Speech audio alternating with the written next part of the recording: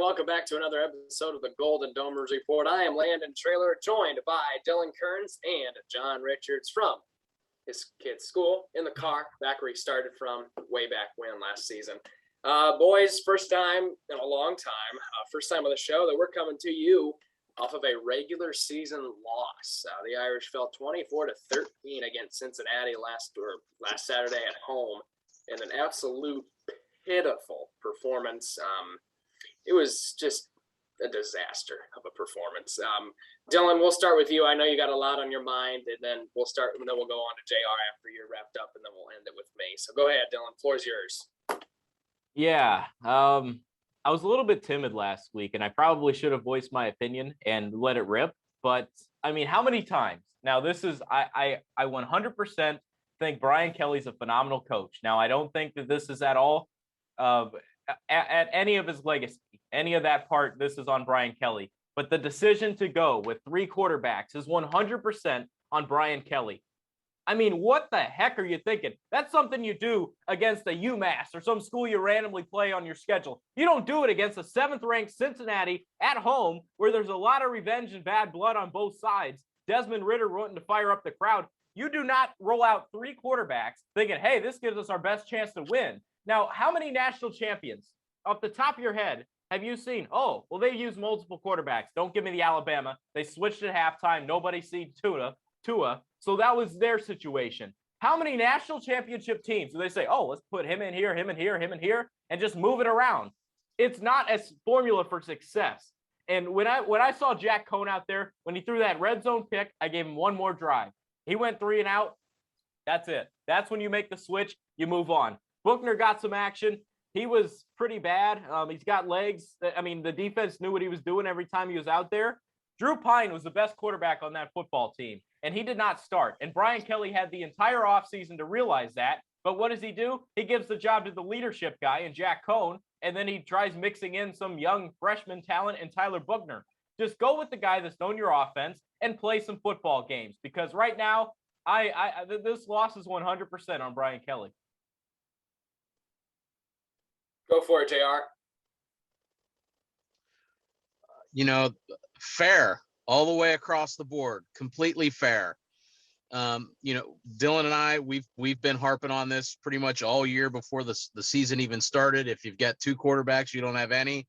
If you got 3, you got a really big problem. I understand the loyalty and wanting to go with the graduate transfer and the elder statesman, the leader, and all of that. But the last 2 weeks, Pine's been the highest graded offensive player in both games. So, Kelly seems to want to play this. We know who's starting. We've told him, but we're not going to let anybody know kind of a game. It's going to be Pine. I don't know what competitive advantage they think that they're going to hold in trying to keep it a secret. If he does go with Cohn, color me shocked. As for the game, I was probably 1 week too early with my prediction. I had been waiting for that game to come. Quite frankly, I thought I thought we were going to lose to Toledo, to be honest with you guys.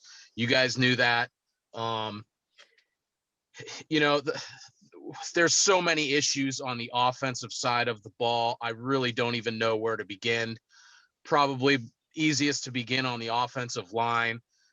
Those excuses are getting old with 3/5 of the line being veteran, experienced offensive linemen.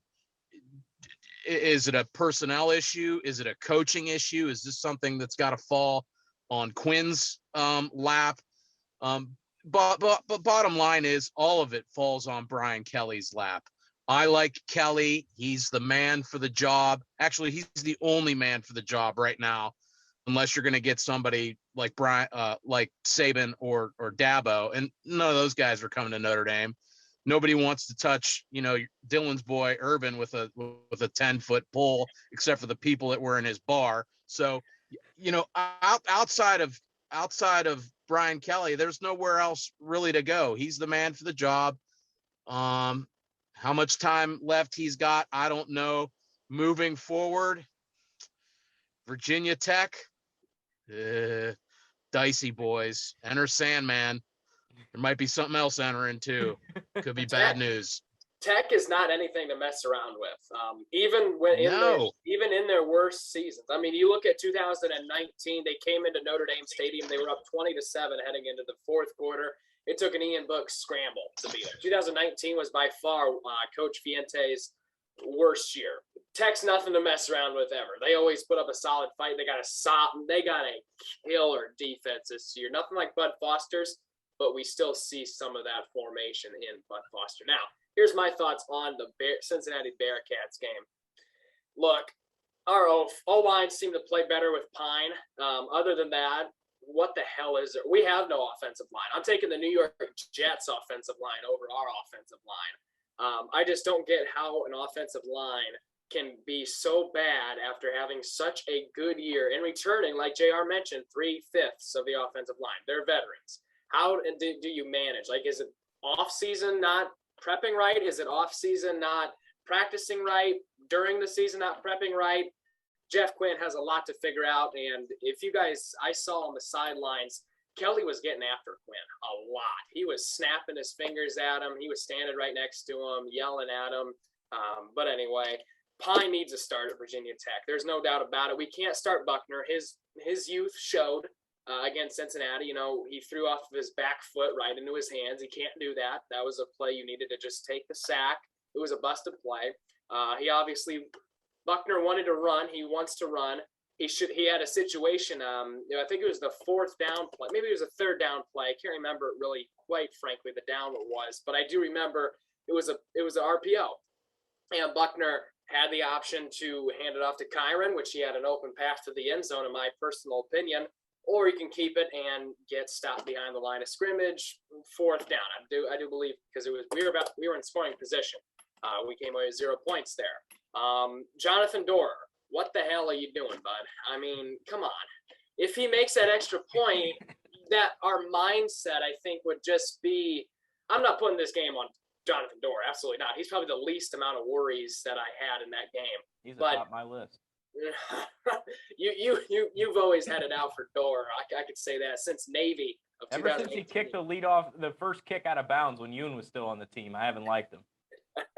Anyway, from a negative standpoint, those are all my. One more negative, then I'll give my positive. Or two more negatives, rather. I'm sorry. Our mindset just was not right. The whole game. I mean, you have Kevin Austin Jr. dropping a wide open ball.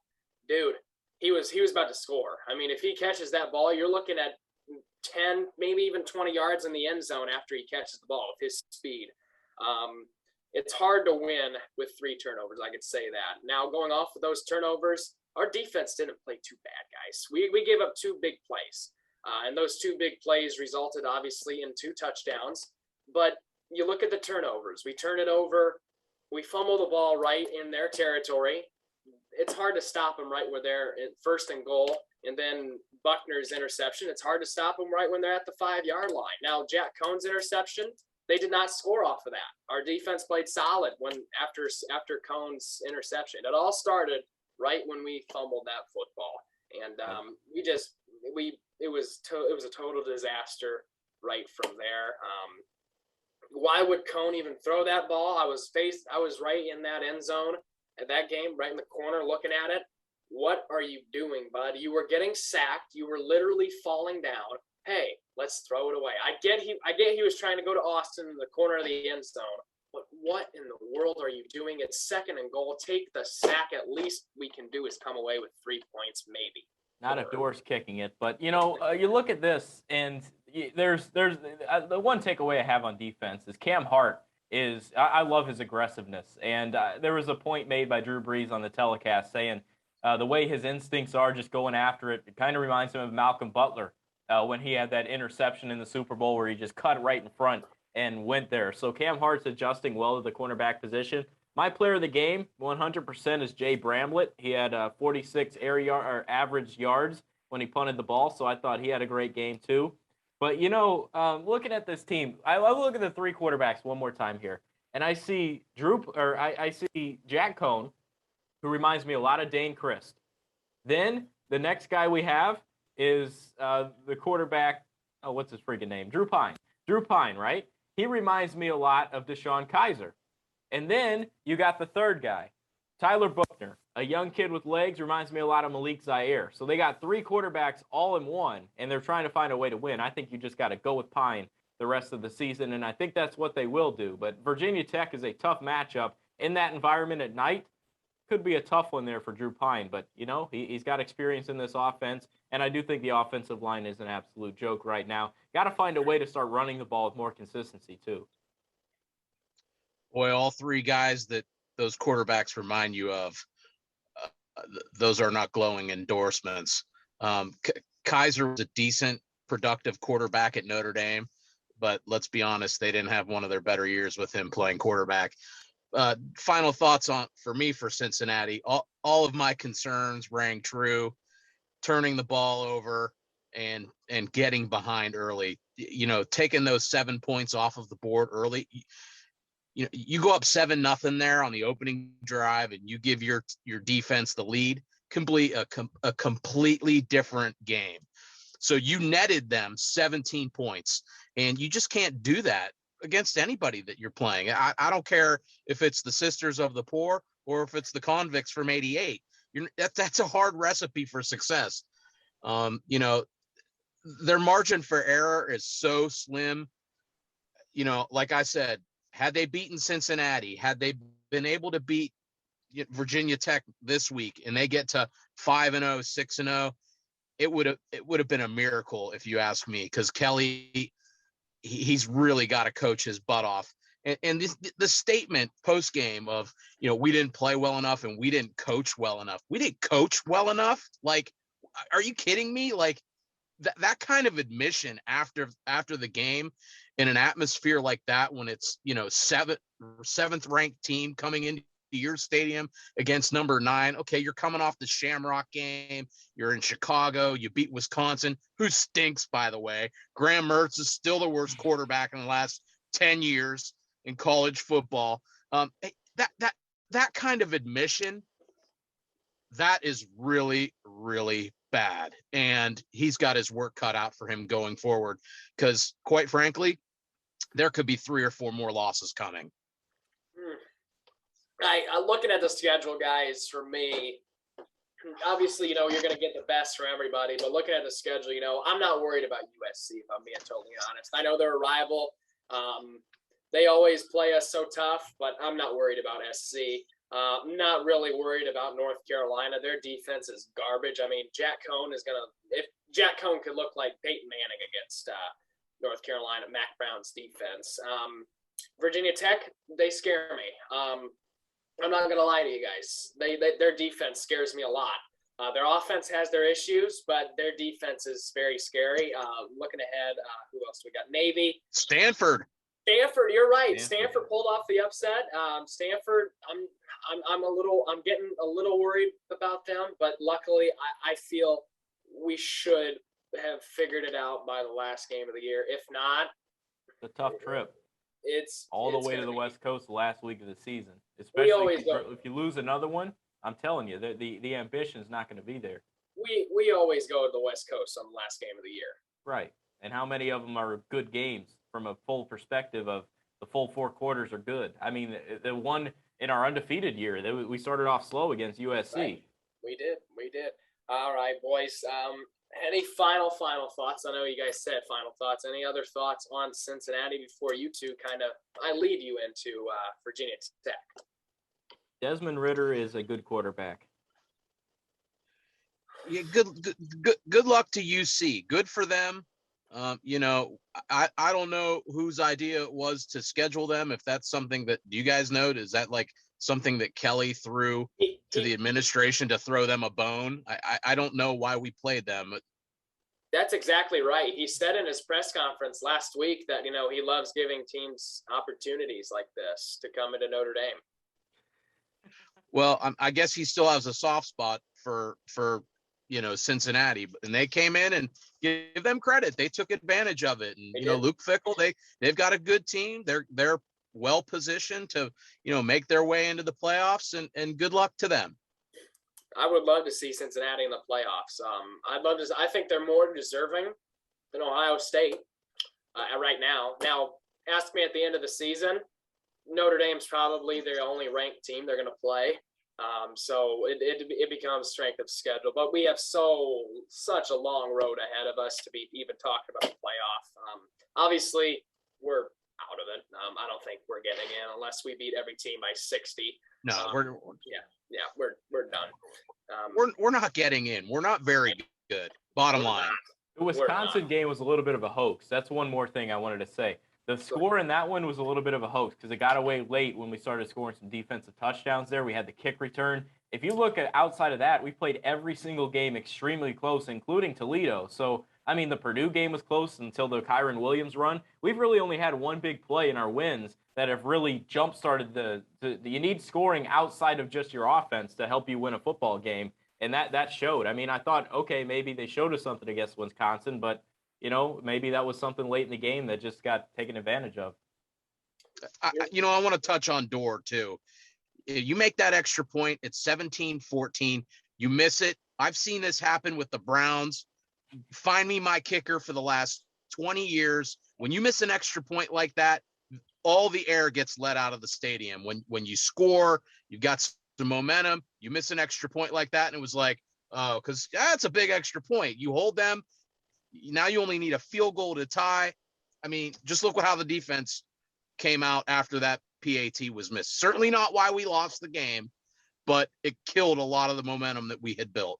And this playing three quarterbacks, how do our receivers get any rhythm with, one guy coming in, he throws the ball one way. Pine comes in, he throws the ball another way. Buckner, he's shooting baskets off his back foot like Cone's throwing jump balls at the beginning of the game. So it's tough to put it all on the receivers when their variables keep changing. They sent some young wide receivers out there late in the game. I think Deion Colsey was one of them. They sent him out there on a tough third down to convert, and that's something that I said, okay, when you switch to Drew Pine, he's not getting reps with these number one wide receivers throughout the week, so you got to get him familiar targets out there. So if there's these young freshman playmakers, put them out there so it makes Pine feel more comfortable in those moments. Yeah. You guys had great points. Unfortunately, we got to close the book on Cincinnati and open it up to Virginia Tech.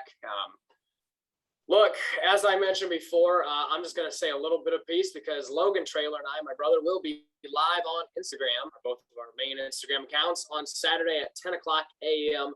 to preview Virginia Tech and give our picks. All right, so Virginia Tech, obviously I mentioned it a little bit before. They're nothing to mess around with at all. So I'm going to let you guys go into that.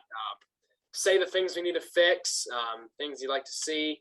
Also, things from Virginia Tech that you'd like to see. So floor is your guidance. I'm out. Yeah, I'd like to see better ball control, especially in that environment. One turnover, it's going to fire up everybody, and there go the Hokies. I mean, all it takes is one. So I think the keys this week are a little bit similar to what JR said last week with making sure you don't turn the ball over or get down early because, I mean, that crowd is legit. And if they start getting any sort of momentum, they could ride that to the finish. So I think that's the case. They haven't named a starting quarterback yet. Am I correct on that? Yeah. So I think it's going to be Pine. I think if it's not, then we got a bigger issue than we're willing to admit.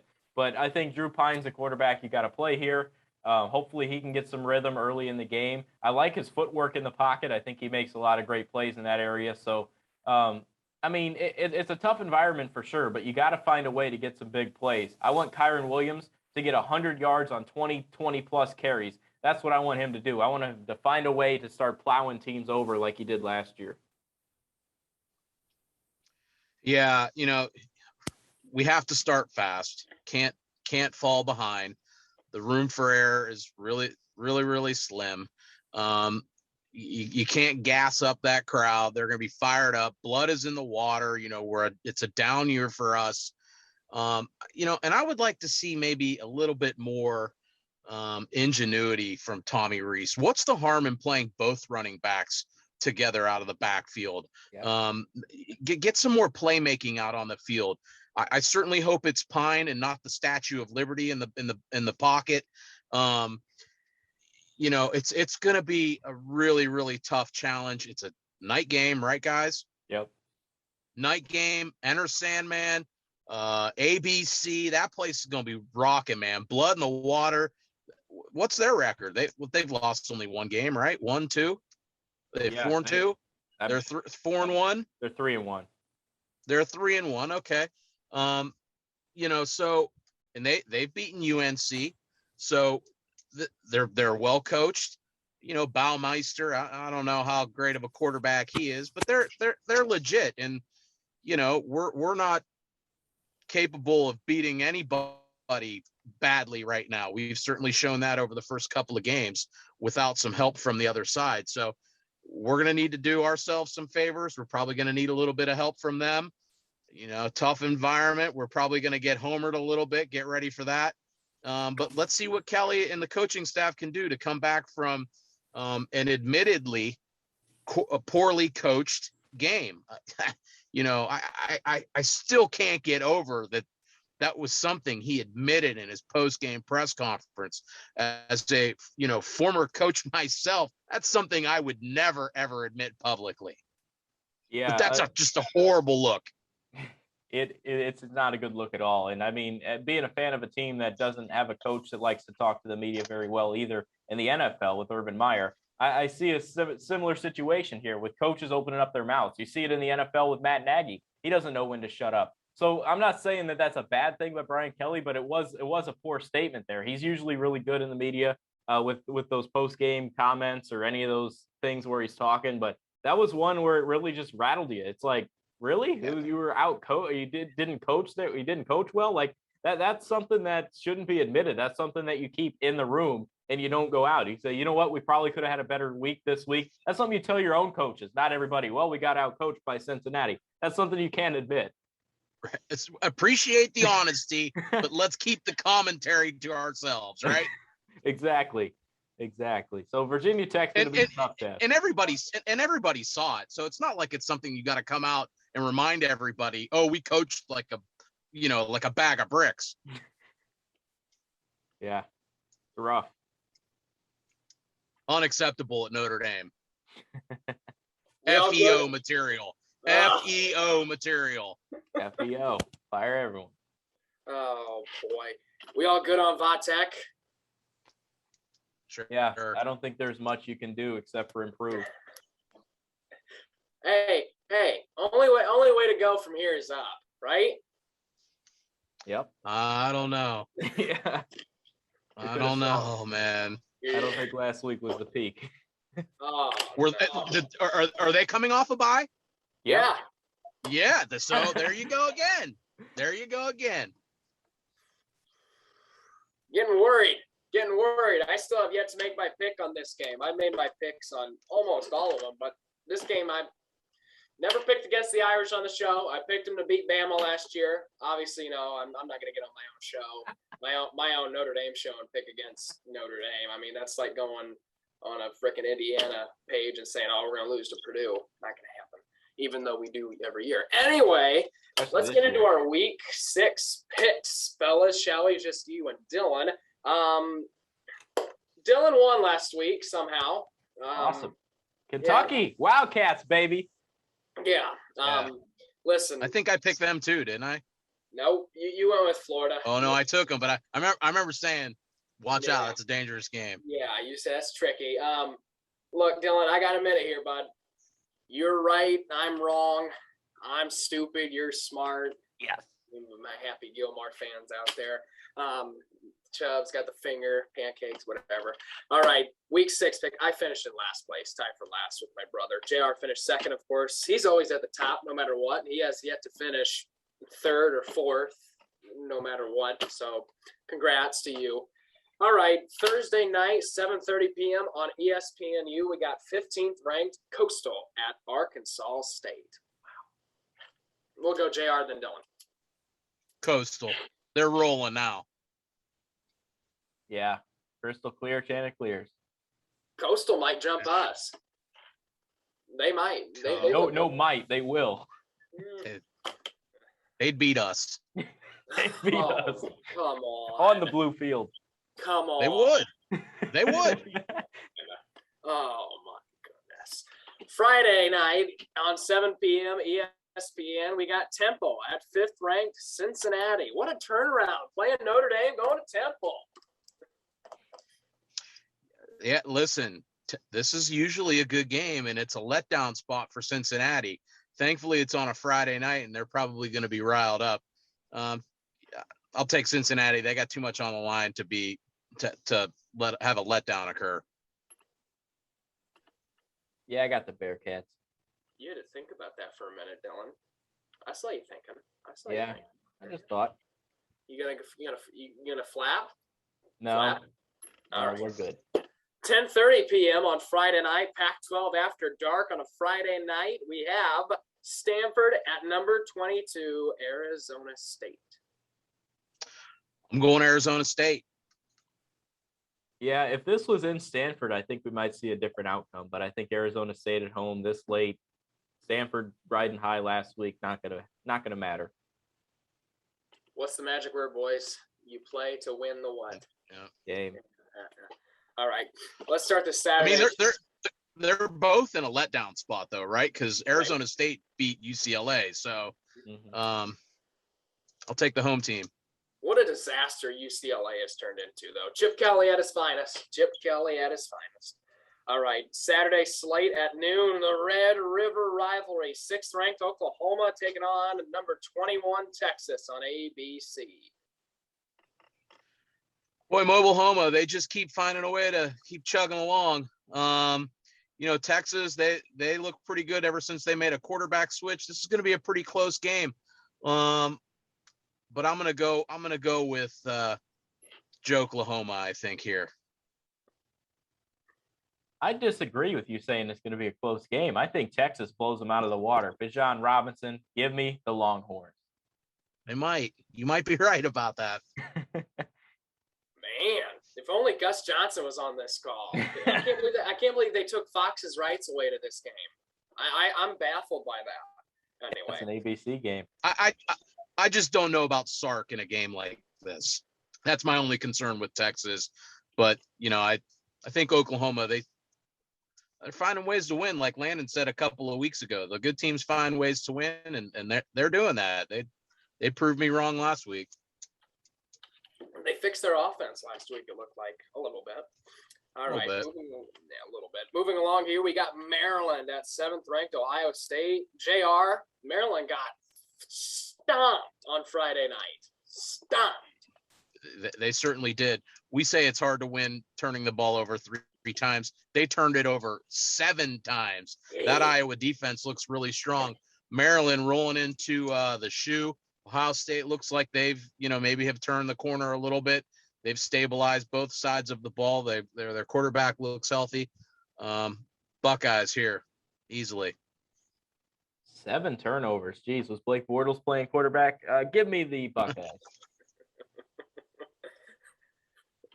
11th ranked Michigan State at Rutgers on the Big Ten Network. Watch out for this one, boys. Yeah, but man, that's a tough 3-week stretch for Rutgers. Michigan, Ohio State, now Michigan State. Woo, Michigan State, Sparty, they look all right. I'm gonna roll with them. I'm also picking the Spartans. Whatever happened to Mark D'Antino? Is he just done? Isn't he a basketball coach? No, that's Mark D'Antonio. Wait. Mark D'Antoni. Whatever. You guys know who I mean. D'Antonio? Yeah, D'Antonio. There we go. I totally said that. Yeah. Another old Cincy guy. Him and Larry Nasser, the very athletic trainer. Yeah. You don't want to be part of that story. Very convenient that D'Antonio left right around that time. All right. Anyway, 13th ranked Arkansas at 17th ranked Ole Miss. Hey, get the popcorn out. Hey, you called that Georgia game. You said that was going to be a blowout, and it certainly was. I'm going to go back with Arkansas here, though. I like their spot. Oof, both coming off of bad losses. Give me Ole Miss. Oh, I got a lot to say about this game on Saturday. Lane Kiffin after a loss doesn't really add up well. But you both wait. Okay, so you're going with Arkansas, Jr., right? Yes. Okay, and Dylan, you got Ole Miss. Correct. All right, thank you. Oh, Mississippi. All right, Vanderbilt at 20th ranked. Florida.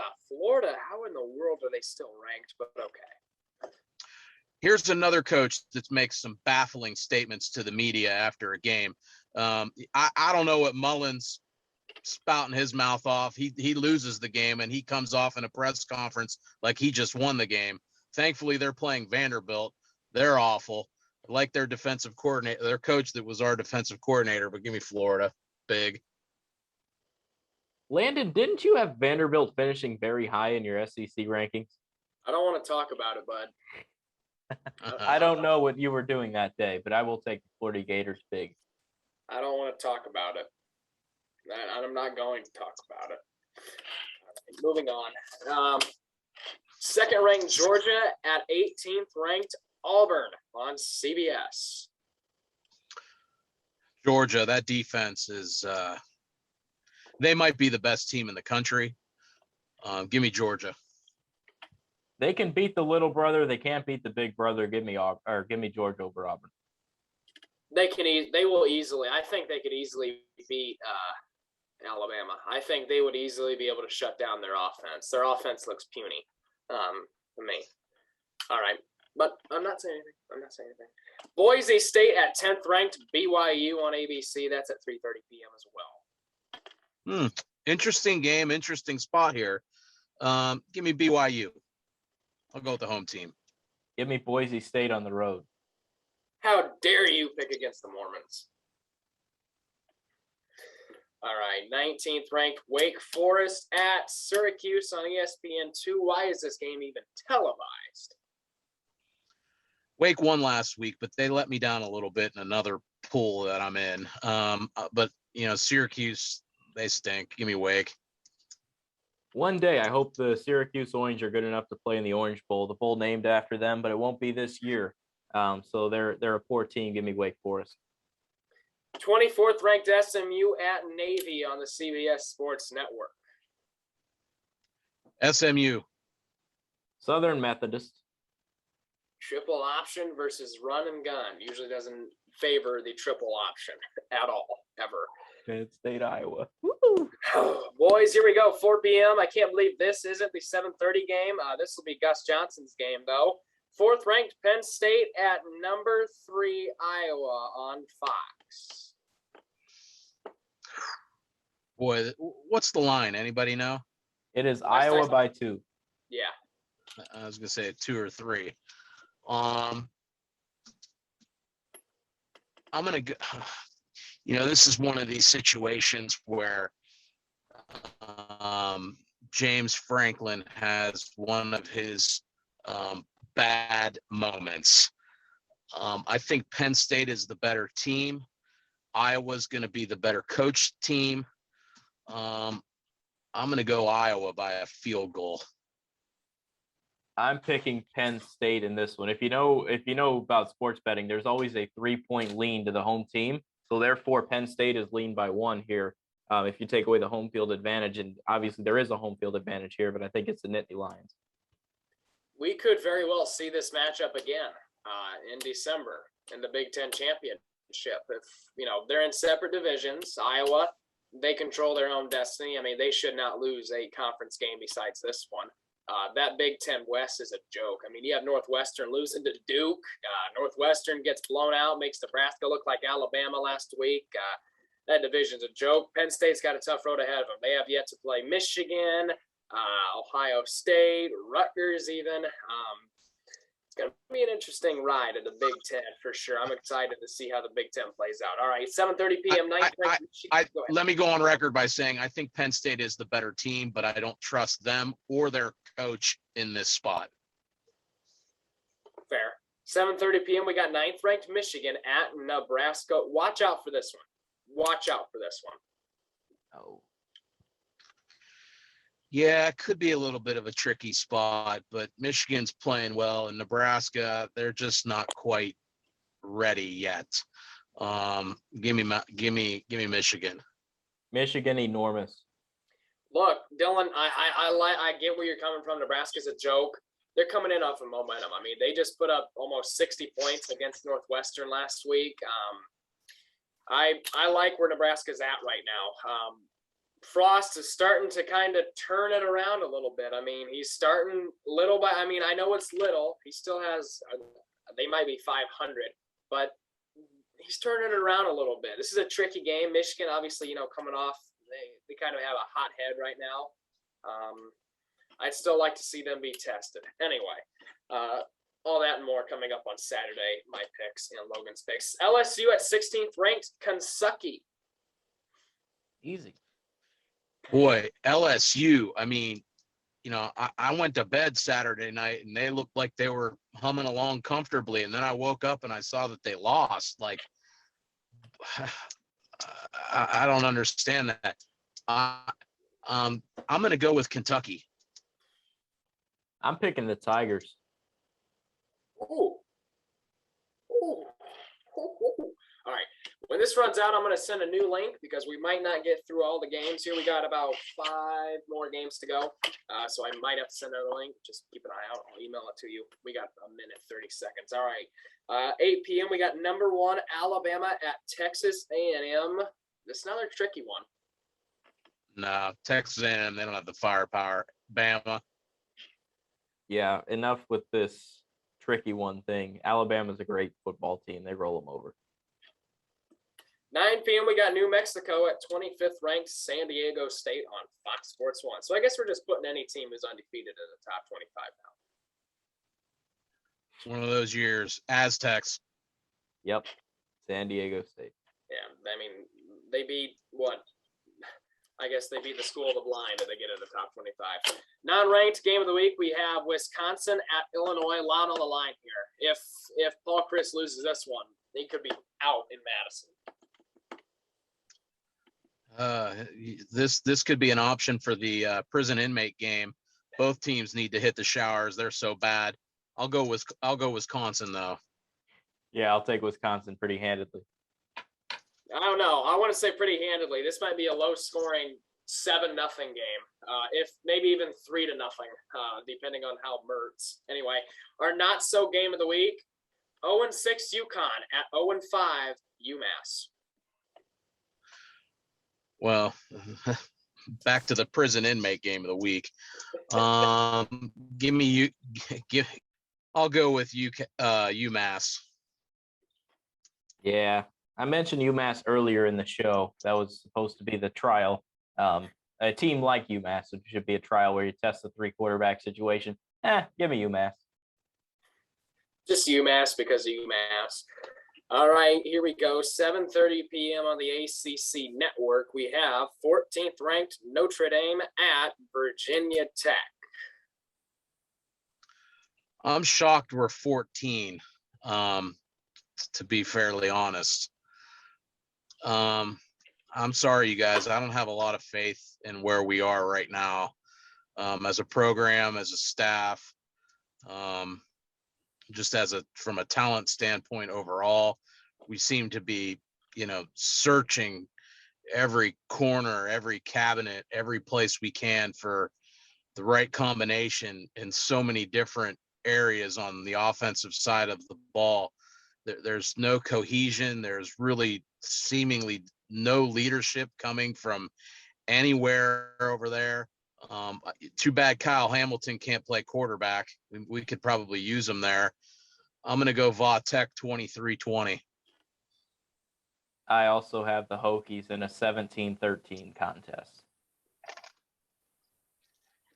It's a good way to end the show. I mean, honestly, I think it's going to be low scoring. You mentioned Virginia Tech struggles to score. I think the Notre Dame defense is good, but the Virginia Tech defense is also good. And when you have a quarterback that, depending on whoever it is, I don't trust them enough to put up a big game offensively. And look, you scored touchdowns on a kick return. You scored defensively.